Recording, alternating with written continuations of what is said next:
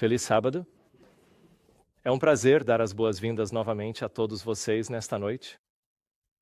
Esta semana estivemos explorando a guerra espiritual e eu lhes mostrei várias histórias sobre o tema. Mas hoje quero abordar como a guerra espiritual afeta o lar. E vamos examinar um bom número de citações. Provavelmente na segunda metade, procurarei partilhar um pouco sobre algumas dicas que costumo usar para partilhar com jovens casais antes do casamento e a importância de compreendendo como a guerra espiritual afeta o nosso casamento correto e o que o diabo está a tentar fazer e o que podemos fazer para neutralizar o que os demônios estão a tentar fazer no nosso casamento. Ok? Contudo, nesta primeira parte, eu falarei um pouco mais sobre as crianças. E vou mostrar-vos um monte de citações e falaremos sobre qual é o impacto. Então, estou provavelmente a dirigir-me mais aos pais que estão aqui presentes e também aos futuros pais ou aos que já são. Contudo, na segunda parte, que tem início a partir das 7h30, nós vamos analisar o casamento e algumas dicas para defendermos os nossos casamentos dos ataques de Satanás, ok? Vamos inclinar as nossas cabeças para uma palavra de oração. Pai que estás nos céus, eu gostaria de te agradecer pelo teu dia de sábado. Agradeço-te porque nos deste este dia para descansarmos com Jesus. E, Senhor, enquanto passamos este tempo juntos esta noite, oro para que o teu Santo Espírito preencha este lugar e que fales através do teu conselho das tuas palavras para ouvirmos a tua voz em nossos corações. Senhor, peço que cerques este lugar com teus santos anjos e que tu, que nos protejas, Senhor. Estamos à mercê de demônios muito mais fortes que nós. Precisamos da tua proteção, da tua ajuda. Peço que repreendas os espíritos malignos aqui presentes. Eu cito Zacarias 3:2. O Senhor te repreenda, ó Satanás, e ordeno a todo espírito maligno que saia para estarmos na presença de Jesus. Obrigado, Pai. Submetemos a ti nossos corações. Fala através de mim. Usa-me como teu porta-voz, Pai, pois sou pecador e preciso do meu Salvador. E peço que nos cubras com o sangue de Jesus e sua justiça. Por isso, oramos em nome de Jesus. Amém. Então, com que rapidez Satanás começa a nos atacar? Isto é do livro O Lar Adventista. Diz: vigilância deve ser manifestada para com nossos filhos. Com seus múltiplos artifícios, o diabo começa a trabalhar com seus temperamentos e suas vontades assim que nascem. Então, com que rapidez o diabo age em nossas crianças? Bem rápido, assim que nascem. E por isso precisamos orar para que Deus guarde nosso lar e nossas crianças assim que nascem, especialmente se vocês têm pecados geracionais na família. Então, deixe-me contar uma história. A primeira libertação foi após minha esposa ser liberta. Acho que já contei essa história no início da semana. Uma moça veio para a nossa escola bíblica e ela foi possuída. E eu fui ajudar na libertação e, sabe, naquela época, nós não sabíamos muito bem o que estávamos fazendo ou como lidar com demônios. Então, sabe, fizemos o melhor que podíamos e seguimos o melhor que sabíamos, com base no que tínhamos aprendido ou ouvido nas Escrituras. E no fim, Deus a libertou. Mas assim que entrei, o demônio que estava nesta garota olhou para mim e disse: deixei a sua esposa e tive de encontrar outro lugar, por isso estou nela. E aquilo me deixou muito irritado e bem chateado, como você pode imaginar. Então, com toda a minha energia e força, fui para lá para ficar até que nos livrássemos dos demônios. E pela graça de Deus, conseguimos. Mas assim que saí dali, fui para o meu lar. Quando entrei, meu filho chorava incontrolavelmente. Tive que ir ao quarto e pegá-lo. Eu sabia que demônios o perturbavam. Então, eu o peguei, segurei e orei para que Deus o protegesse e que ele se livrasse dos demônios que perturbavam meu filho. E meu filho tinha apenas um. Com um pouco mais de eu acho, 1 ano e meio. Então, os demônios perseguirão nossos filhos. Muitas vezes veremos mais citações. Guardarei esse pensamento por enquanto. Deixe-me terminar. A segurança deles depende da sabedoria e do cuidado dos pais. Eles devem se esforçar no amor e temor de Deus para ocupar o jardim do coração, semeando as boas sementes de um espírito reto, hábitos corretos e o amor e temor de Deus. E aqui está, outra de orientação da criança. Se a criança não for instruída corretamente aqui, Satanás a educará através de seus próprios meios. Então, se pais estão ocupados para instruir os filhos, e se a mãe está ocupada demais, tentando competir com o homem pelas posições deste mundo e negligencia os seus filhos, esquecendo-se e esquecendo o papel que Deus concedeu às mães de serem as pastoras de seus filhos. Você deseja lutar por igualdade? Bem, aqui está a igualdade. Deus fez as mães para serem as pastoras de seus filhos. Deus criou as mães para serem as orientadoras de seus filhos. Quer ordenação feminina? Tome a ordenação feminina. Deus os designou como pastores e anciãos dos seus filhos, para que alguém estivesse no lar para dar educação às crianças e não as deixasse por meio das agências de Satanás. Deus quer que estejamos lá por nossas crianças.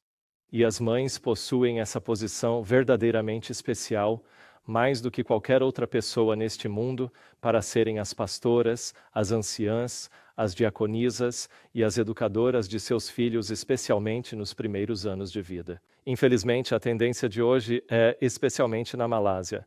A tia de uma amiga da minha esposa tem um negócio, e esse empreendimento consiste em oferecer os cuidados infantis domiciliares para as crianças cujos pais estão ambos trabalhando. Ela nos contou, ou melhor, contou à minha esposa, que muitos dos pais simplesmente deixam as crianças lá. Buscam seus filhos no sábado e os deixam lá novamente no domingo. E esse é todo o tempo que eles passam com os filhos. Então, há uma geração de crianças crescendo onde outra pessoa está cuidando delas. Eles não contam com a presença dos seus pais e, por essa razão, Satanás irá intervir e usurpar o lugar deles. A disciplina rigorosa pode gerar insatisfação, e as crianças desejarão fazer as coisas do seu jeito. Mas, ao aprenderem a lição de obediência aos pais, estarão mais bem preparadas para se submeterem às exigências de Deus. Assim, a formação recebida na infância influencia a experiência religiosa e molda o caráter do indivíduo. Em educação, Ellen White diz que o propósito da educação é restaurar a imagem de Deus de volta no homem e construir o caráter de Deus em nossos filhos. E pouco da educação adventista hoje restaura a imagem de Deus em nossos filhos. Sabe o que restaura a imagem de Deus nas crianças? A palavra de Deus. O que mais? Devoção com propósito. Escolas se importam com devoção? Será que universidades se importam com devoção? Nós temos uma escola da igreja aqui na Malásia e tivemos que repensar a educação porque descobrimos que é impossível ensinar 8 matérias e permitir que nossas crianças façam agricultura e também tenham um tempo de devoção significativo. Quando as crianças chegam à escola e não fizeram sua devoção, os professores os seguram. Faça sua devoção antes de ir à horta. Esqueça a jardinagem. Esqueça qualquer outra aula até que você tenha feito sua devoção. A prioridade deve ser a vida devocional de nossos filhos. Se educar é formar crianças com o caráter de Deus, comece a vesti-las com a armadura de Deus diariamente. Senão, elas crescerão pensando, armadura de Deus? Não é tão importante porque eu tenho um compromisso às 8h30 na escola. A armadura de Deus? Não é importante, pois tenho que ir rápido para chegar ao trabalho. A armadura de Deus?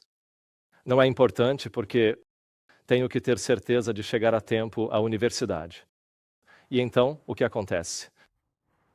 Não é de se espantar estarmos numa geração que vê mais possessão demoníaca, pois não priorizamos vestir a armadura de Deus. Então, qual é a importância da educação?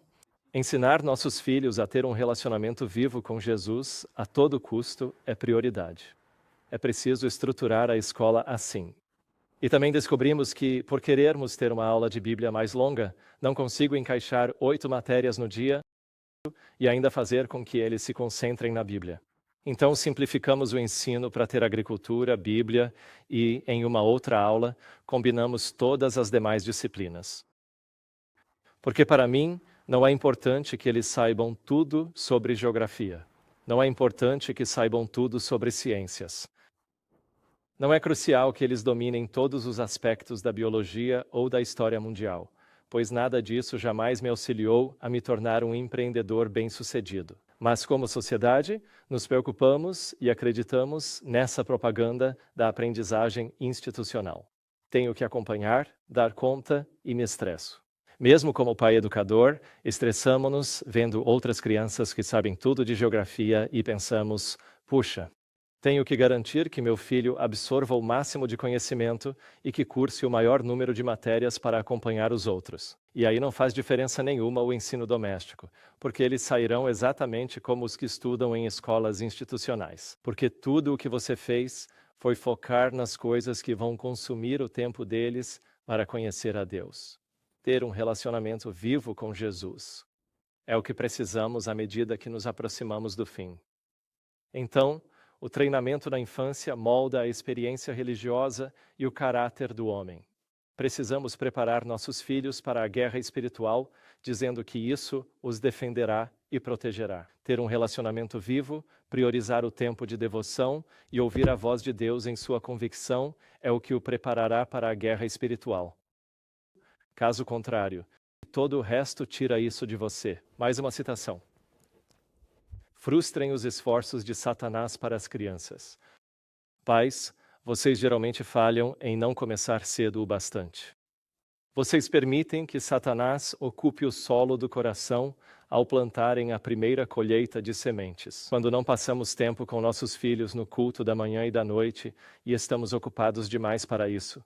Aconselhei uma jovem hoje. E sabe, ela me dizia, preciso ir para a cama tarde, pois meus pais chegam tarde em casa e só conseguem fazer o culto no lar às 10 horas da noite, ou 9h30.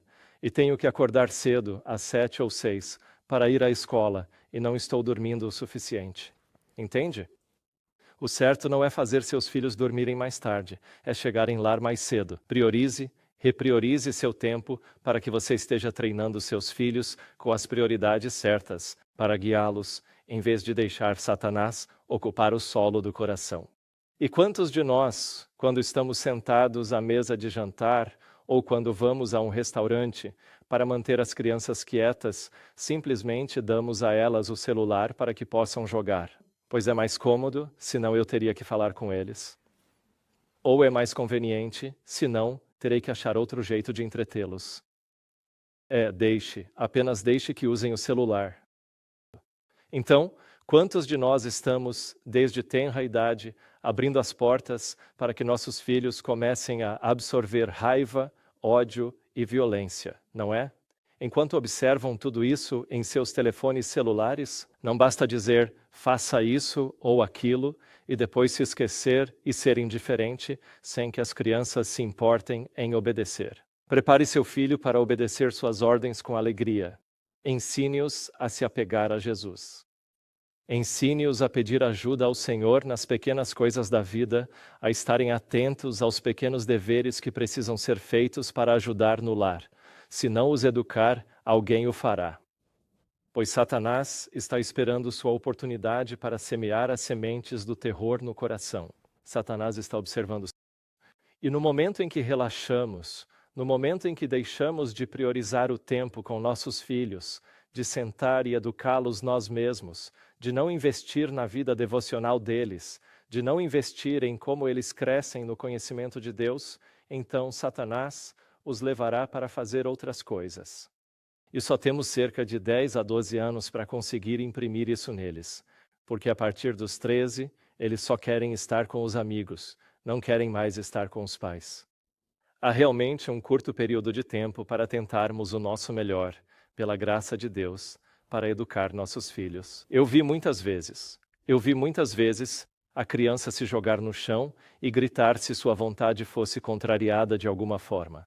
Esta é a hora de repreender o espírito maligno. O inimigo tentará controlar as mentes de nossos filhos, mas vamos permitir que os molde à sua vontade? Estes pequenos não discernem o espírito que os influencia, e é dever dos pais exercer julgamento e discernimento por eles. Seus hábitos devem ser observados, tendências malignas contidas e a mente estimulada em favor do que é certo. A criança precisa ser encorajada em todo e qualquer esforço para se autogovernar. Assim, quando aprendemos isso, eu compartilhei com os outros obreiros bíblicos e acho que já comentei isso ontem, mas vou repetir para quem não estava aqui. 2 de nossos obreiros bíblicos iam para um estudo bíblico. Eles estavam estudando com um casal, marido e mulher, e o outro obreiro bíblico estava cuidando de suas 2 filhas. Uma filha tinha 3 anos, a outra tinha 1. A filha de 3 anos vivia batendo na filha de 1 ano. Ela continuava e a obreira a afastava, mas ela ia e fazia de novo. E finalmente, lembrou-se da citação que tínhamos lido, orou e repreendeu o espírito maligno que perturbava a menina de 3 anos. Deus a convenceu de que ela deveria orar e repreendê-lo. Então ela repreendeu e logo depois, a de 3 anos vira-se para a obreira e diz: "Obrigada." E então ela parou. Parou de bater na criança. Vemos tantas vezes crianças fazendo birra, rolando no chão, gritando incontrolavelmente, e nosso primeiro instinto é: preciso discipliná-los. Preciso, puni-los e ensinar uma lição.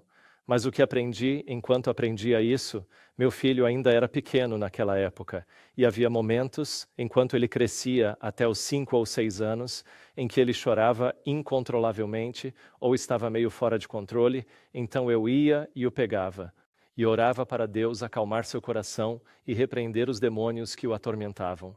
E quase todas as vezes, ele simplesmente se acalmava imediatamente. Então, quanto mais consciente estiver da guerra espiritual, saberá lidar com isso sem recorrer à punição. Nem sempre requer disciplina. Não estou dizendo que crianças não precisam de disciplina. Elas precisam. E o padrão de disciplina, pelo menos para mim, é assim que faço. Você sabe, se por acaso eles cometeram algum erro, isso de fato exige uma punição, então, pelo menos na Ásia, fazemos assim. Sei que este não é o seu método, mas em cada lar teríamos uma pequena bengala. E depois que apanhavam, eu me sentava para conversar com eles, perguntando: "Sabe por que foi punido? Entende o motivo?" E assim nós dialogávamos. E se houver uma grande discussão em casa, entre minha filha e meu filho, eu os pergunto: se estão com raiva, quem os controla? Que espírito é esse? E eles respondem: é o diabo. Sabe, é um demônio da raiva. E eu digo: quer que ele fique em você? E eles dizem: não. Então eu digo: ok, vamos ajoelhar e orar. E nós oramos juntos para que Deus lhes desse vitória sobre esse demônio. E depois disso, nos abraçávamos. O passo é este: a punição, a consequência. Depois, há um chamado a Deus por vitória sobre isso, para que você não pare apenas na punição. E por fim, vocês precisam se abraçar, porque você quer que eles saibam que você ainda os ama. Esses 3 aspectos precisam andar juntos ao disciplinar as crianças, para que sintam o amor, compreendam o motivo e saibam clamar a Deus por ajuda e vitória. Assim, da próxima vez, se acontecer, já estará gravado em suas mentes. Preciso pedir a Deus para repreender o demônio da raiva. O lar embelezado por amor, compaixão e ternura é um lugar que anjos amam visitar e onde Deus é glorificado. A influência de um lar cristão cuidadosamente guardado nos anos da infância e da juventude é a salvaguarda mais segura contra as corrupções do mundo. Em tal lar, as crianças aprenderão a amar seus pais terrenos e o Pai Celestial. O relacionamento familiar deve ser santificador em sua influência. Lares cristãos, feitos segundo o plano de Deus, ajudam na formação do caráter cristão. Os pais e as crianças devem se unir para oferecer um serviço de amor àquele que é o único capaz de manter o amor humano puro e nobre. Então, precisamos garantir que estamos protegendo o nosso lar e a influência em nosso lar cristão, e nos certificando de bloquear algumas dessas coisas que estão entrando. E Ellen White diz que você sabe, nem sempre você deve. Quando as crianças crescem, seja mais indireto na sua abordagem. Quando envelhecem, devemos ser menos autoritários. Quando mais jovens, podemos sê-lo. Mas conforme elas crescem, passando dos 13 anos, precisamos começar a usar tipo uns empurrõezinhos, ou bloqueios, obstáculos ou outras influências. Temos que ser sábios ao coordenarmos como manter a influência dentro daquele lar. Pode ser, sei que não me ouvirão nisso, então talvez eu peça a outro obreiro bíblico que seja próximo de minha filha para falar com ela sobre isso. E por isso temos que ser sábios ao traçar estratégias para guiar nossos filhos no caminho, sem que eles sintam que é do meu jeito ou rua. Conforme crescem, podem exercer sua vontade.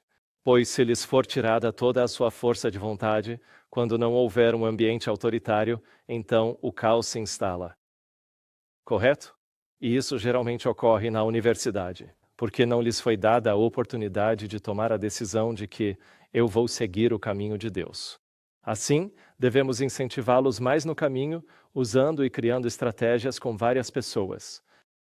E por essa razão, para mim, é de suma importância que eu tenha exercido uma influência direta sobre aqueles que servirão de influência primária para meus filhos à medida que amadurecem. Então, eu e minha esposa investimos de propósito em jovens mais velhos, e sei que minha filha logo os admirará. E os traremos para nossa família. Então, aqueles que têm entre 18 e 20 e poucos anos, especialmente as moças, as obreiras bíblicas, elas se tornaram basicamente parte da nossa família. E sabe, elas saem de férias conosco, elas viajam conosco. Elas literalmente nos chamam de pai e mãe em nossa família, porque as trouxemos para dentro da nossa família e fizemos questão de investir nelas, porque em algum momento meus filhos vão parar de me ouvir, mas eles vão ouvi-las. Elas se tornam o tipo de pessoa que eles admiram, e posso me sentir seguro com isso porque investi nessa juventude e me certifiquei de que eles fazem parte da nossa família e nós direcionamos o curso de sua espiritualidade, garantindo que sejam mentores seguros e pessoas que meus filhos possam admirar. Mas muitas famílias, sabe, elas se focam tanto em seus filhos que pensam, tantos jovens chegando, não tenho tempo para eles.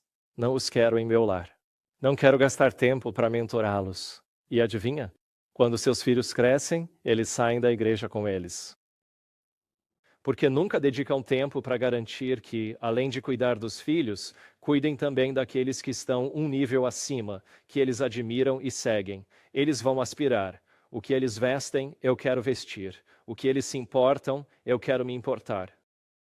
E se você não investiu seus valores neles, não os orientou e não os tornou parte do seu lar, então você corre o risco, porque eles vão guiar seus filhos pelos caminhos do mundo. E isso tem sido algo muito importante para nós. Marido e mulher devem estar intimamente unidos no trabalho, na escola, em casa. Devem ser ternos e cuidadosos na fala, para não abrirem porta à tentação, pela qual Satanás entrará e obterá vitórias. Devem ser gentis e corteses um com o outro, agindo de forma que possam se respeitar mutuamente. Cada um deve ajudar o outro a trazer para o lar uma atmosfera agradável e saudável. Eles não devem discordar na presença de seus filhos. A dignidade cristã deve ser sempre preservada. Agora, isso é extremamente desafiador. Isso é super difícil. É quase impossível. Acho que a maioria dos lares não soa assim. Então é muito importante quando um casal se casa e se une, que vocês percebam como os demônios vão atacar o lar. Os demônios querem que as crianças vejam o marido e a esposa brigando. Demônios querem que crianças vejam discórdia no lar. No início da semana, eu mostrei a vocês. No livro Lar Adventista, só um demônio é mencionado, o demônio da discórdia. Em cada lar, em cada casamento, existe um demônio da discórdia, diz Ellen White. E o demônio da discórdia busca romper o casamento e arruinar os filhos. Em duas etapas. Primeiro, o casamento e depois as crianças. E à medida que ele faz com que marido e mulher lutem um contra o outro como se fossem inimigos, as crianças crescem a observar e são transformadas. E então as crianças crescem pensando, quando eu me casar, Vou ter certeza de que não confiarei na minha esposa. A mulher cresce e pensa: quando eu casar, não vou confiar no meu marido. Tenho que garantir que sou autossuficiente e que mantenho sempre uma certa distância. E tenho que garantir que não me torno demasiado vulnerável. E isso torna-se um pensamento negativo que é constantemente colocado na mente de todas as crianças à medida que crescem a ver lares desfeitos. E o que não vemos é que o marido e a mulher estavam quebrados. Eles vieram de um lar desfeito. E os pais deles também vieram de um lar desfeito. Não é mesmo? Mas quando entram no casamento, tratam-se um ao outro como se fossem inimigos. Mas a maneira como deveriam olhar um para o outro é como vítimas. Somos todos vítimas. É um pouco mais fácil ter empatia se você sabe que seu cônjuge é uma vítima, não um inimigo. É um pouco mais fácil trabalhar juntos quando vê o seu cônjuge como alguém que está quebrado, tão quebrado quanto você. Você precisa ajudá-lo, ele precisa te ajudar, e vocês têm que parar de agir como inimigos. Mas isso é muito difícil. Então, o que Ellen White está dizendo é que se vocês divergem na forma de educar os filhos, vocês precisam discutir isso no quarto e não encenar, nem tentar ter uma disputa de poder na frente dos seus filhos sobre como irão discipliná-los. Alguns podem vir de uma família com uma disciplina mais branda. Outros podem vir de uma família com uma disciplina mais severa. Mas vocês precisam discutir estas coisas antes que aconteçam com as crianças. E o que geralmente acontece é: lembro que quando minha esposa e eu tivemos nossa primeira filha e ela crescia, minha esposa era mais severa na disciplina do que eu. Eu vinha de um lar onde a disciplina era realmente severa, então isso meio que eu tinha um trauma com isso. Então eu não queria disciplinar minha filha de jeito nenhum, e minha esposa era bem firme na disciplina, e isso me chocou.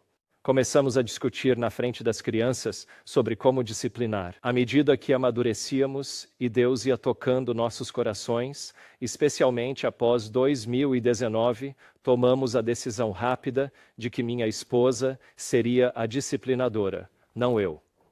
Então, tive de confiar na minha esposa, na severidade ou no nível de disciplina, e me manteria afastado o máximo possível. Ainda era difícil para mim, mas chegamos a este acordo porque eu trabalhava muitas horas e só tinha talvez meia hora a uma hora em casa com as crianças à noite. Então, eu não queria chegar a casa e ser o mal da fita. Minha esposa passava o dia todo com as crianças, dedicando-se à escola em casa e depois à escola da igreja com elas. Assim, ela podia disciplinar e depois brincar com eles. Por isso, foi importante para nós chegarmos a esse nível de entendimento entre os dois. Caso contrário, as crianças acabam por crescer a ver que o marido e a mulher nunca estão em sintonia. E à medida que esse conflito se expande, muitas crianças começam a manifestar ansiedade e a sentir medo, desenvolvendo também uma série de outras questões emocionais. A falta de perdão. E hoje em dia, muitas crianças, para minha grande surpresa ou choque, estão com depressão. E por que isso ocorre? Porque os pais se recusam a entrar em um acordo. Elas só veem conflito, o que às vezes leva a conversas sobre divórcio. Isso pode evoluir para agressão ou até mesmo para a elevação da voz, e é gravemente prejudicial para as nossas crianças. E adivinhem, como vimos nos parágrafos anteriores, Satanás virá nesse momento e começará a colocar pensamentos muito negativos em suas mentes. E então, pensamentos relacionados a suicídio também. Eu lido com isso ao conversar com muitos pais cujos filhos, em algum momento, começam a praticar automutilação. E eu já aconselhei várias crianças cujos pais não sabem o que fazer, porque veem os braços de suas filhas cheios de cicatrizes de automutilação. E por que isso acontece? Porque em casa, a mãe e o pai vivem brigando como cão e gato, e com todo esse estresse, não é mesmo? Alguns, sobretudo introvertidos, não lidam com tal estresse. Os demônios vêm, sussurrando em seus ouvidos: a culpa é sua. Que o pai e a mãe estão brigando. E às vezes os pais realmente culpam os filhos. E então a mãe diz: está vendo? Está vendo? O seu pai me fez fazer isso. Ou, você fez o papai gritar comigo. E os pais culpam os filhos. E isso coloca um tremendo estresse nas crianças, e então os demônios virão. E dirão: é melhor você dar cabo da sua vida. Por que não tenta se cortar? E esse é o primeiro passo para isso. E elas se automutilam, e ao fazê-lo, o demônio do suicídio lhes traz alívio ao verem o sangue. E eles aprendem que em suas mentes, desestressar significa ver sangue. E, eventualmente, isso leva-na um passo além de cortar os pulsos, a pensar em saltar, sabe, de um prédio alto ou coisas assim. Ok? Então esse é o efeito devastador. O inimigo tentará alienar. Satanás está sempre pronto para se aproveitar quando surge qualquer desavença, agindo sobre traços hereditários questionáveis no esposo ou na esposa. Ele tentará alienar aqueles que uniram seus interesses em pacto solene perante Deus. Em seus votos, eles prometeram ser um só, a esposa prometendo amar e obedecer o marido, e o marido prometendo amar e cuidar da esposa. Se a lei de Deus for obedecida, e aqui vamos nós, o demônio da discórdia será mantido fora da família, e não ocorrerá separação de interesses, nem será permitida a alienação do afeto. Então sabem, maridos e esposas precisam aprender a amar um ao outro. E na próxima sessão, espero guiá-los através de pensamentos que comumente observo no aconselhamento de casais e ao conversar com pais cujos filhos enfrentam guerra espiritual. Quais pensamentos negativos vêm à mente da esposa versus do marido? O demônio da discórdia transita entre os lados, criando realidades alternativas sobre cada um. E o que frequentemente acontece é que os demônios farão com que a esposa perceba o marido como o agressor em sua casa quando ela era jovem. Assim, se uma esposa cresceu tendo um pai muito severo, ou talvez um pai que era abusivo, ou se a esposa cresce e não desenvolve um bom relacionamento com o pai, ou se a esposa cresce observando o pai a agredir a mãe ao entrar no relacionamento, essa memória vem de volta à tona. E ela vai tratar o marido como se ele pudesse agredi-la fisicamente. Ela vai tratar o marido como se, quando ele está a falar sobre algo, ele a estivesse realmente a abusar. E esse conceito de abuso permanece na mente da esposa até que ela se aperceba de que tem de lidar com as feridas da sua própria vida, que ela é uma vítima e o seu marido é uma vítima, e ambos têm que trabalhar para superar as suas feridas. E falaremos mais sobre isso daqui a pouco, sabem, na próxima sessão. Como lidamos com as feridas entre marido e mulher? É vital prosseguir com os ensinamentos, seja em casa ou na escola. É uma tarefa árdua e bem complexa desaprender hábitos de uma vida inteira que influenciaram o paladar. O demônio da intemperança não se rende com facilidade. É de força gigantesca e difícil de superar, mas que os pais comecem uma cruzada contra a intemperança em seus próprios lares, nas suas famílias, nos princípios que ensinam os seus filhos a seguir desde a infância, e assim poderão ter esperança de sucesso. Valerá a pena, mães, usarem as preciosas horas que Deus vos deu para formar, desenvolver e treinar o caráter dos vossos filhos e ensiná-los a aderir estritamente aos princípios da alimentação e da bebida. Temos que ter certeza. E lembrem-se, se vocês estavam aqui há algumas noites, vimos como Jesus lutou com Satanás no deserto. E alguém se recorda qual foi o primeiro e importantíssimo passo antes de Jesus combater contra Satanás? O que a Escritura nos diz? Vocês se recordam? Ele cuidou do seu apetite. O que comemos, como comemos, com que frequência comemos, isso ajuda a enfraquecer a nossa mente e corpo. E a constituição e força do nosso corpo contra ataques demoníacos. Se está se alimentando mal, novamente, o apetite, a dieta, seriam uma questão ligada à salvação? Pode apostar que sim. Porque no livro de Daniel, capítulo 1, como eu disse, Daniel e seus amigos ficaram 10 vezes mais espertos quando seguiram o conselho de Deus em relação à sua dieta. E hoje em dia, sendo a geração mais tola da história, precisamos de todas as vantagens que pudermos obter, não é? E então, nos faria bem seguir a dieta que o profeta do Senhor nos deu e garantir sermos 10 vezes mais espertos.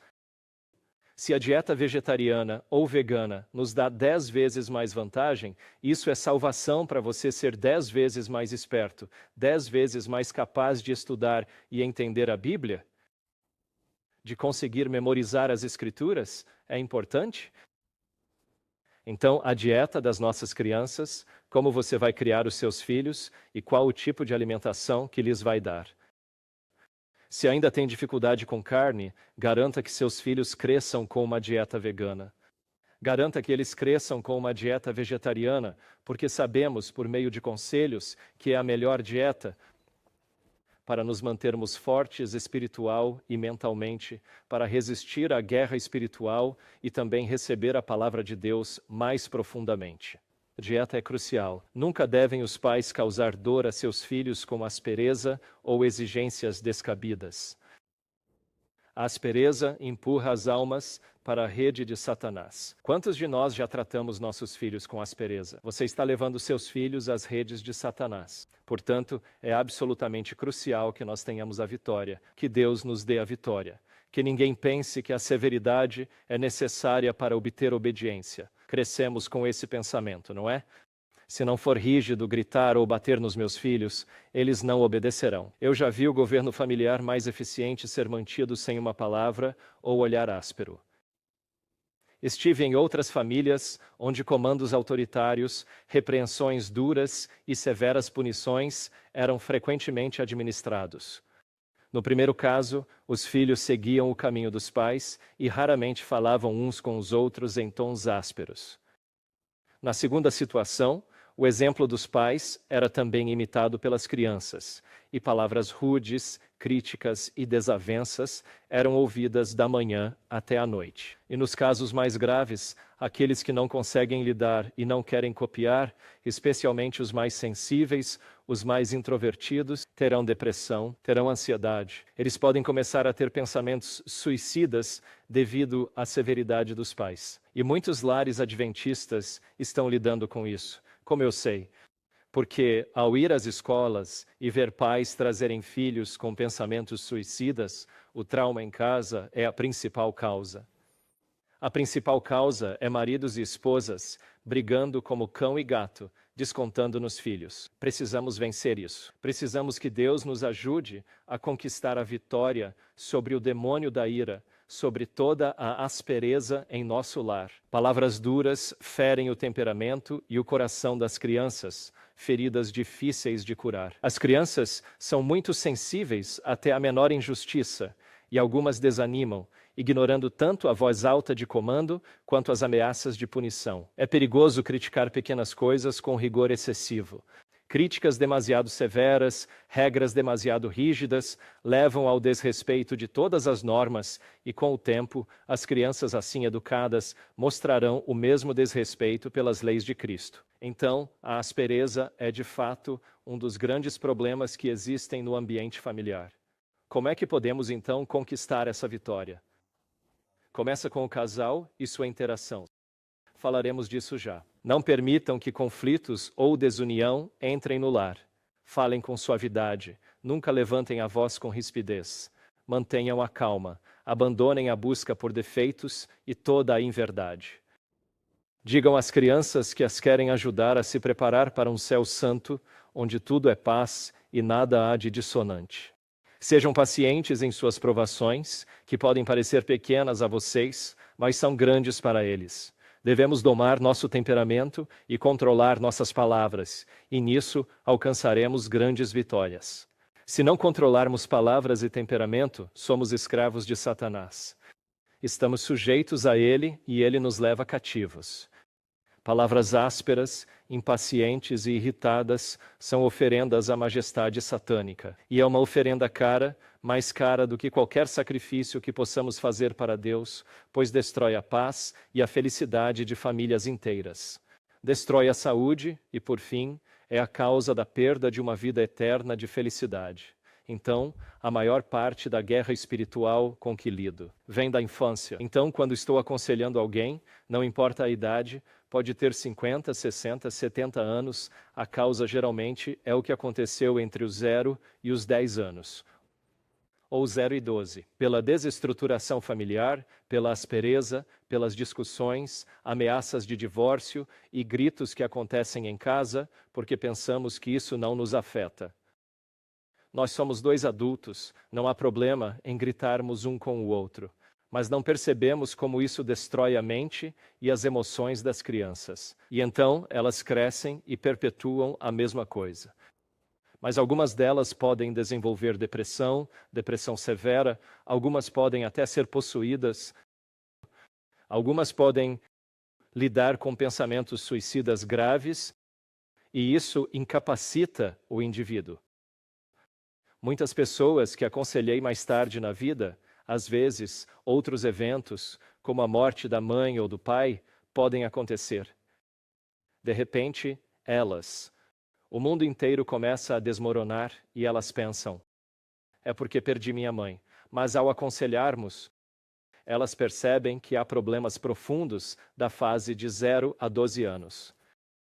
E então precisamos. E está tudo interligado. A destruição do lar e essa discussão na família destroem as crianças e então os demônios começam a entrar e a causar estragos. Então, boa parte da orientação e do aconselhamento está enraizada na infância. O espírito inquieto se inclina para a travessura. A mente ativa, se não for ocupada com coisas melhores, dará atenção ao que Satanás possa sugerir. As crianças precisam de ser instruídas, guiadas por caminhos seguros, protegidas do vício, conquistadas pela bondade e confirmadas no bem-fazer. Nossas crianças precisam de instrução. Na correria, só queremos discipliná-las dizendo: não faça de novo, mas é preciso sentar e explicar o porquê. Como podem impedir-se de o fazer outra vez? Como a guerra espiritual desempenha um papel nisto, como orar e reivindicar promessas para os impedir de seguir o mesmo caminho. Mas os pais estão ocupados demais ou nunca tiveram esse padrão em casa, então só querem usar atalhos, ok? Vou castigar-te, não faças de novo. Mas nós precisamos instruir. Instruir significa sentar e explicar, certo? Se precisar punir, certifique-se de gastar ainda mais tempo para argumentar, explicar a causa e o efeito, mostrar-lhes o grande conflito, ajudá-los a entender que estamos em uma guerra espiritual e que os demônios estão tentando destruir eles e a família. Então, como nos protegemos? Como evitamos que aconteça de novo? Que se sente ao vencer o nosso temperamento? Que se sente ao parar? Qual é a fonte desse temperamento? É algo que estamos vendo e não devíamos? Qual é a fonte disso? Sabe, a raiva entre irmãos? Como faço para apaziguar essa situação? E então, é preciso conversar muito com nossos filhos, o que hoje em dia ninguém mais tem tempo para fazer. E de novo, abrimos as portas para que o diabo instrua nossos filhos. Quer ganhar uma discussão entre seus irmãos? Seja mais forte que eles. Grite mais alto que eles. Seja mais forte que eles. Faça intrigas. Minta sobre eles. É isto que os demônios põem na mente deles. Precisamos reprimir isso, superar esse tipo de... e conversar com os filhos. A desobediência deve ser punida, o erro deve ser corrigido. A iniquidade no coração da criança deve ser superada por professores e pais. O erro deve ser tratado com prontidão, sabedoria, firmeza e decisão. O ódio, a restrição, amor próprio e indiferença eterna devem ser tratados com cuidado. A menos que o mal seja erradicado, a alma será perdida, e mais do que isso, aquele que se entrega para seguir a liderança de Satanás busca constantemente atrair outros. Desde os primeiros anos dos nossos filhos, devemos procurar subjugar neles o espírito do mundo. Certo, então, precisamos disciplinar e corrigir prontamente. O erro precisa ser corrigido, sabe? E existe a necessidade de correção, assim como, em certas ocasiões, a de punição. Poupar a vara, estragar a criança, existe essa necessidade e a sociedade ocidental tem ido longe demais para o outro lado, dizendo sem punição, sem disciplina. E isso é um grande problema. Contudo, na Ásia, pendemos para o outro extremo com punição excessiva. Precisamos de equilíbrio e o Espírito Santo deve nos guiar nisso. Então, Ellen White não diz para não corrigirmos ou punirmos. Pelo contrário, devemos punir.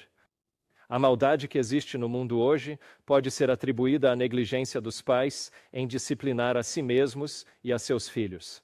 Milhares e milhares de vítimas de Satanás são o que são por causa da maneira imprudente como foram tratadas durante a infância. A severa repreensão de Deus está sobre essa má gestão. Eu sempre me lembro quando minha irmã teve seus primeiros filhos aqui nos Estados Unidos. Ela teve 2 filhos e veio nos visitar na Malásia. E na primeira vez que ela foi à Malásia, os filhos dela fizeram uma birra. E eles simplesmente rolaram pelo chão do shopping, chutando as pernas para cima, gritando e, bem, fazendo um escândalo e uma birra terrível. E eu fiquei chocado. Sabe, nós conversamos e eu disse, ei, você disciplina os seus filhos? E ela, não. Sabe, porque a mamãe e o papá faziam-no demais conosco. Não vou disciplinar, só os ponho no canto para se acalmarem. E eu, ok, bom, você pode tentar. Na Malásia é o rattan, uma vara. E eu disse, pode tentar isso. É tipo uma varinha mágica.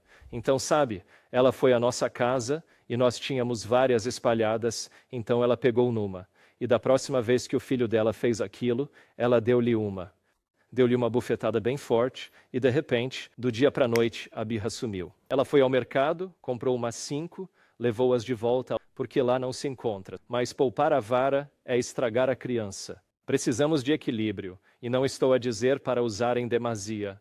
Na nossa casa, tentamos usar o mínimo possível. Contudo, existe um momento certo para isso. E essa pequena dose de disciplina, em particular nos primeiros anos, contribui para direcionar e erradicar as tendências incorretas. Se deixar, terá que lidar com isso dos 18 aos 20, e é um grande problema. Custa criar os filhos no caminho de Deus, custa as lágrimas de uma mãe e as orações de um pai. Demanda esforço contínuo e instrução paciente, um pouco de cada vez, mas este trabalho vale a pena. Assim, os pais podem construir baluartes ou uma proteção à volta dos seus filhos, que os preservarão do mal que inunda o nosso mundo. Portanto, há momentos em que a mãe tem de chorar e suplicar a Deus pelos seus filhos, e mais importante, o pai tem de orar. O pai deve orar pelos seus filhos. O pai é quem deve guardar o culto da manhã e da noite, e certificar-se de que ele reúne os filhos. E é isso que Satanás mais odeia, e é por isso que o maior ataque na família é contra o pai. Se você tira o pai, os filhos crescerão com uma imagem distorcida de Deus Pai. Se o pai for excessivamente agressivo e abusivo, eles desenvolverão uma imagem abusiva de Deus Pai. Se a mãe tenta assumir o papel do pai e, ao fazer isso, intercepta e destrói a credibilidade do pai no lar, então os filhos crescem pensando, eu não preciso de Deus Pai. E a mãe então se pergunta por que seus filhos abandonam a igreja, mas não percebe que é porque ela destruiu a credibilidade do pai. E as mães precisam apoiar os pais. As mães necessitam de respeitar e, mais ainda, de reverenciar a figura paterna. Correto? Em Efésios 5:33 diz, esposas, respeitem seus maridos. E há um propósito para isso, porque nós, como filhos de Deus, devemos reverenciar a Deus Pai. Como se pode aprender a reverenciar a Deus Pai se a sua mãe te ensina a desrespeitar seu próprio pai? Se a mãe escolhe reclamar do pai, humilhar o pai, pisar no pai e dizer aos filhos, o pai é inútil, não se deve acreditar no pai, mentir para o pai quando ele chega em casa, mentir sobre o que vocês fizeram, bem, adivinhe, eu cresço, eu posso mentir para Deus Pai não é importante. Deus Pai é inútil. Deus Pai, Ele não fez absolutamente nada em minha vida. E por isso nossos filhos acabam por sair da igreja. E a mãe chora. Por que meus filhos deixaram a igreja? É porque você destruiu a imagem do Pai. O Pai é um representante de Deus na terra. E você precisa apoiar o Pai. O Pai também deve agir. Não me interpretem mal, não o deixo impune, certo? Mas a mãe possui um papel muito importante, pois o que acontece? Como se fala do pai quando ele não está em casa? Quando ele sai pela porta e você está chateada com ele, como você se comunica com os filhos? Você destrói a imagem do pai, você destrói a imagem de Deus Pai de seus filhos. E não se surpreenda quando seus filhos saírem da igreja sem demonstrar nenhum respeito pelo pai. Porque você contribuiu com sua parte para destruir a imagem de Deus Pai no pai deles. Claro, os pais também fazem um bom trabalho nisso, e então, precisamos falar sobre isso em um momento. Os pais têm uma responsabilidade mais séria do que imaginam. A herança dos filhos é o pecado os separou de Deus. Jesus deu a vida para unir laços rompidos com Deus. Como descendentes do primeiro Adão, os homens recebem apenas culpa e a sentença de morte. Mas Cristo intervém e passa pelo terreno onde Adão caiu, suportando cada provação em nome do homem. O exemplo perfeito de Cristo e a graça de Deus foram concedidos a ele para que pudesse capacitar e treinar seus filhos e filhas a serem de fato filhos e filhas de Deus. É ao ensiná-los linha sobre linha, preceito sobre preceito, a entregar o coração e a vontade a Cristo que o poder de Satanás é quebrado. A frase linha sobre linha, preceito sobre preceito, vem de Isaías 28:18. Entendem? Isso fala sobre como aprender a Bíblia e como devemos estudá-la. Então, uma das coisas mais importantes no lar é ensinar nossos filhos a estudar a Bíblia. Desde a mais tenra idade da minha filha, talvez até por volta dos seus 2 anos de idade, eu me certificava de que ela tivesse um tempo dedicado para sentar e folhear a Bíblia ilustrada. Ela não sabia ler, mas podia folhear a Bíblia ilustrada, sozinha ou muitas vezes comigo. Contudo, ao crescer e desejar estudar a Bíblia por conta própria, ela folheava a Bíblia ilustrada o tempo todo, continuamente. E para mim, a principal disciplina que quis lhe ensinar é levantar-se e fazer a devoção matinal. Eu só queria que ela, não importava o que lesse ou como. Se ela sabia ler ou não, mas quando ela tinha 6 anos, já tinha passado os últimos 4 anos apenas aprendendo o hábito de preceito sobre preceito, linha sobre linha, um pouco aqui, um pouco ali. Então, precisamos treinar a devoção dos nossos filhos. Isso é o mais importante. Se você quer que eles tenham um relacionamento forte com o Senhor, treine-os para a devoção acima de tudo. E até pais que ensinam em casa são culpados disso, focando em como ensinar 8 disciplinas para que acompanhem os outros. O ensino em casa deveria te dar a liberdade para não ter que acompanhar o resto do mundo. O ensino em casa deveria te dar a liberdade para poder focar no tempo de devoção, para que eles possam ter aquele tempo profundo, significativo e sem pressa com o Senhor. E assim, é essencial que a gente discipline e garanta que nossos filhos cresçam nesse aspecto. Agora, se você vai fazer isso, é melhor garantir que você tenha tempo de devoção. Se você não tem o hábito da devoção, se não dedica tempo a ela, os filhos logo percebem a hipocrisia de seus pais. Não é verdade? Então, ao ensinar isso à minha filha, tive a convicção de que deveria garantir que, ao acordar, ela me visse praticando a devoção e que estou dando esse exemplo para meus filhos. Então, um pouco aqui, um pouco ali, linha sobre linha, preceito sobre preceito. Pais, usem cada fibra espiritual e músculo no esforço para salvar seu pequeno rebanho. Os poderes do inferno se unirão para sua destruição, mas Deus levantará por vocês um estandarte contra o inimigo. Orem muito mais do que vocês oram. Precisamos orar muito mais do que oramos por nossos cônjuges e por nossos filhos. Precisamos passar mais tempo de joelhos, implorando a Deus para protegê-los, implorando a Deus para remover os demônios de suas vidas, se já forem mais velhos, e suplicando a Deus para remover os demônios da vida de nossos cônjuges que os estão impedindo de sentir a convicção do Espírito Santo. Pois em diversas ocasiões, quando nossos cônjuges são tomados pela raiva, ou se mostram frios, distantes, ou nos rejeitam, ou até mesmo demonstram certo desinteresse pela igreja, isso ocorre porque há demônios bloqueando a ação do Espírito Santo.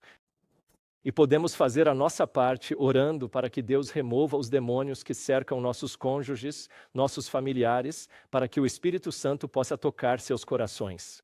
Quando há convicção, o Espírito Santo os toca e o amor de Deus lhes enche os corações, você verá um milagre acontecer. Deus os trará de volta, Deus os restaurará, Deus os mudará. Com amor e carinho, ensine seus filhos a virem a Deus como seu Pai Celestial. Pelo seu exemplo, ensine-lhes a ter autocontrole. Essa é uma tarefa realmente árdua. E a prestatividade. Diga-lhes que Cristo não viveu para agradar a si mesmo. Precisamos reconhecer o Espírito Santo como nosso iluminador. Esse Espírito ama falar com crianças e lhes mostrar os tesouros da palavra. As promessas do grande mestre cativarão os sentidos e animarão a alma da criança com poder espiritual divino. Crescerá na mente receptiva uma familiaridade com as coisas divinas, que servirá de barricada contra as tentações do inimigo. Assim, ao estudarmos a palavra de Deus com nossos filhos e os ajudarmos a formar o hábito todas as manhãs, você precisa fazer sua devoção. Minha filha pode se afastar da igreja um dia, mas sei que, se ela o fizer, o Espírito Santo a convencerá de que algo está faltando quando ela não acordar naquela manhã para estudar a palavra de Deus. Se eu conseguir instilar esse tipo de instinto e disciplina na minha filha, não importa o quão longe ela fuja de Deus, ela sempre sentirá que algo está faltando porque não fez sua devoção. E esse é o tipo de hábito que precisamos construir em nossos filhos. É mais importante do que todo o conhecimento do mundo. Jovens são ignorantes, e o amor pela Bíblia não surge naturalmente. A menos que se empreguem grandes esforços, a menos que se façam grandes sacrifícios, a menos que haja uma substancial redução de todas as nossas atividades em nossa própria vida profissional e em nossa vida familiar. Sejam feitas barreiras para os protegerem dos estratagemas de Satanás, pois ficam sujeitos às suas tentações e são levados cativos por ele, à sua vontade. Em seus primeiros anos, as crianças são ensinadas. Devem ser ensinadas as leis de Deus e a fé em Jesus, nosso Redentor, para purificar das manchas do pecado. Essa fé deve ser transmitida a cada dia, por preceito e por exemplo. Assim, retornando ao tópico da disciplina, ao disciplinar nossos filhos, certifique-se de que se ajoelhe com eles e ore com eles, pedindo a Deus que lhes conceda a vitória, que através da oração, Deus lhes proporcione essa vitória e que Ele cubra os seus pecados com o sangue de Jesus. E ao criar esse hábito pela disciplina, quantos de nós fomos criados em lares onde a disciplina era apenas não faça de novo? Mas como evitar isso? Repito mais uma vez, sou disciplinado de novo. Não faça de novo. Mas como fazer para não fazer de novo? Aprende-se a não repetir ajoelhando-se com os filhos, orando pela vitória sobre o pecado. Você ora para que Jesus perdoe nossos pecados e os lembra de que podem orar antes que isso aconteça, em vez de depois. E então precisamos ensinar novamente a disciplina de orar, pedir vitória sobre o pecado. Pais, se desejam educar seus filhos para servir a Deus e fazer o bem, façam da Bíblia seu livro didático. O que ela diz? Que a Bíblia se torne o vosso manual de estudo, tanto na escola quanto no lar. Ela expõe as artimanhas de Satanás. É o grande elevador da raça, o reprovador e corretor dos males morais. O detector que nos permite distinguir entre o que é verdadeiro e o que é falso. O que quer que seja ensinado em casa ou na escola, a Bíblia, como a grande educadora, deve vir em primeiro lugar. Vocês sabem o que está acontecendo nas escolas hoje? A Bíblia representa apenas uma pequena parcela, um minúsculo fragmento do conhecimento que adquirimos. Não é o livro didático central, não é o primeiro. Às vezes é o último. É uma pequena matéria entre 7 ou 8 outras. Como nossos filhos vão conseguir internalizar isso em suas mentes? Eles estão sobrecarregados com mais 7 disciplinas, ao mesmo tempo em que se esforçam para estudar a Bíblia. E nós não temos seguido esse modelo. Se isso for permitido, Deus é honrado e operará na conversão de seus filhos. Há uma rica mina de verdade e beleza neste livro sagrado, e os pais são os culpados se não o tornarem intensamente interessante para seus filhos. Então, para mim e para os pais e crianças que frequentam nossa escola da igreja, sabe, nós nos apoiamos nesta citação para nos confortar. Quando os amigos da minha filha, vizinhos ou outros dizem, não entendes isto? Não sabes? Não aprendeste essa geografia, essa ciência? Eu descanso na fé e na tranquilidade de que um dia eles se manterão fiéis. Um dia eles serão capazes de permanecer fiéis a Deus. E porque buscaram primeiro o reino de Deus, todas as outras coisas lhes serão eventualmente acrescentadas. Mas no início, eu só quero que meus filhos, se mais nada na vida, pelo menos ao final do ensino médio, saibam a Bíblia de cor. Que eles tenham passado tempo suficiente na Bíblia, que ela tenha se tornado o livro didático central e a luz guia de suas vidas. E não me importa não termos tido tempo para estudar geografia.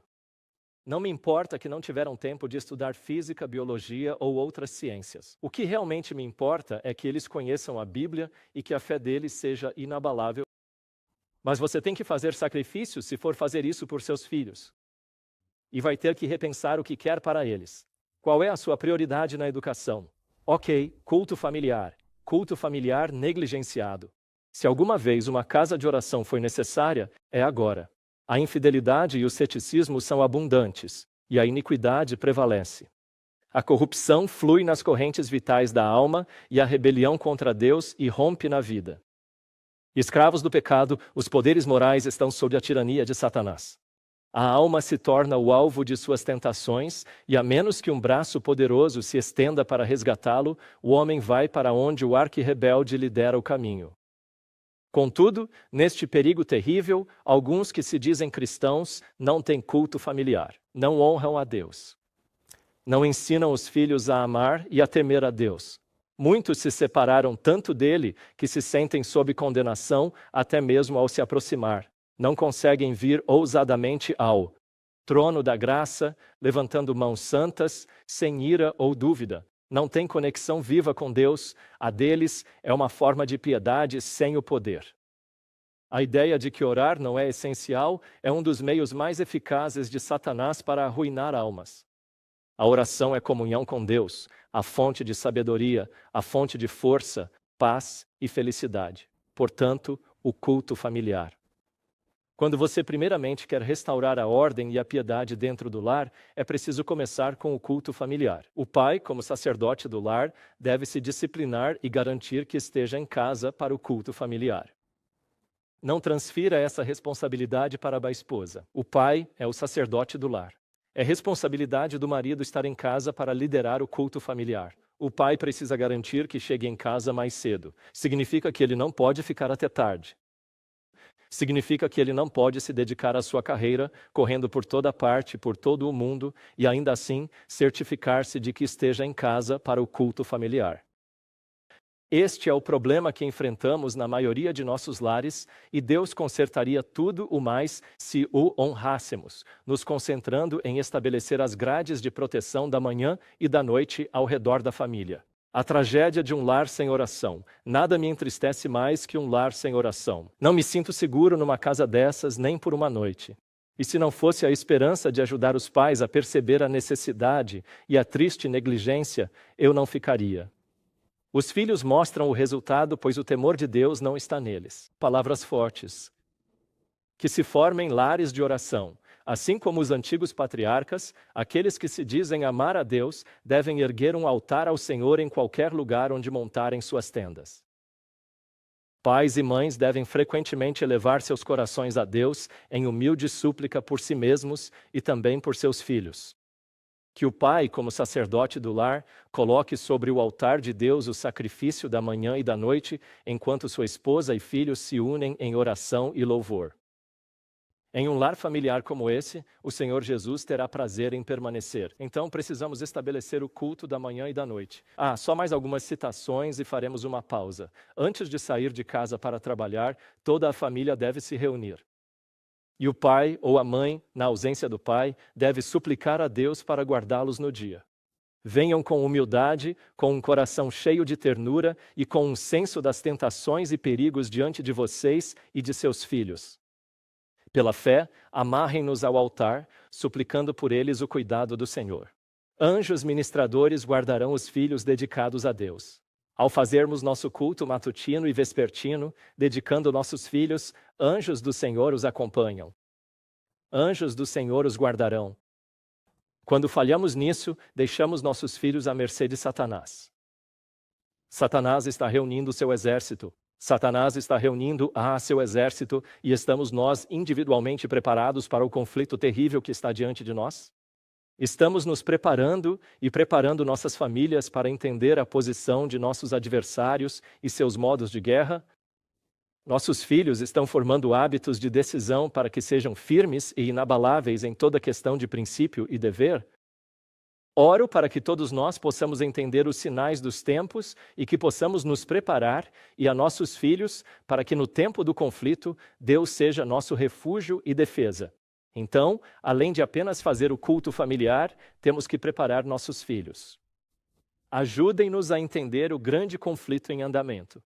Eles precisam entender que os demônios constantemente tentam atacar nosso lar e invadir nossas mentes a cada momento de cada dia. E temos que nos preparar para seus modos de guerra. Muitos adultos não entendem como demônios nos atacam, daí a necessidade do seminário desta semana. Espero que o seminário de guerra espiritual tenha aberto seus olhos sobre como os demônios nos atacam, e o que eu queria mostrar agora é como eles atacam nossos filhos. Bem, vamos fazer uma pausa agora. Mas quando voltarmos, vou falar por mais talvez 20 minutos sobre os passos que podemos tomar como cônjuges, maridos e esposas. Como os demônios atacam maridos e esposas e quais são os pensamentos negativos que eles geralmente instilam em nossas mentes quando um casal se une? Vamos deixar nossas perguntas para o final da última sessão. Bem, vamos orar e dar um breve intervalo. Pai Celestial, Senhor, grato pelos preciosos filhos que nos deste. Eles são um presente precioso teu, Senhor. Oro, Pai, que para nós que ainda temos tempo e nossos filhos conosco, convenças nossos corações do avivamento que deve ocorrer em casa. Que Tu convenças nossos corações da maneira como precisamos ajustar ou mudar as prioridades em nossas vidas ou os métodos que estamos empregando para que possamos levar nossos filhos a Jesus. Ajuda-nos, Pai. Perdoa-nos se falhamos nisso ou se, como sabes, não seguimos este conselho com a devida atenção. Mas, Senhor, peço que nos ajude a redimir esse tempo. E se for tarde demais, Senhor, oro para que nos encorajes, ajudes a perceber que há poder na oração e que podemos orar por nossos entes queridos, por nossos filhos, para que Tu faças tudo para trazê-los de volta para Jesus e para nossos lares. Esteja conosco ao pausarmos para refrescar a mente. Oramos em nome de Jesus. Amém.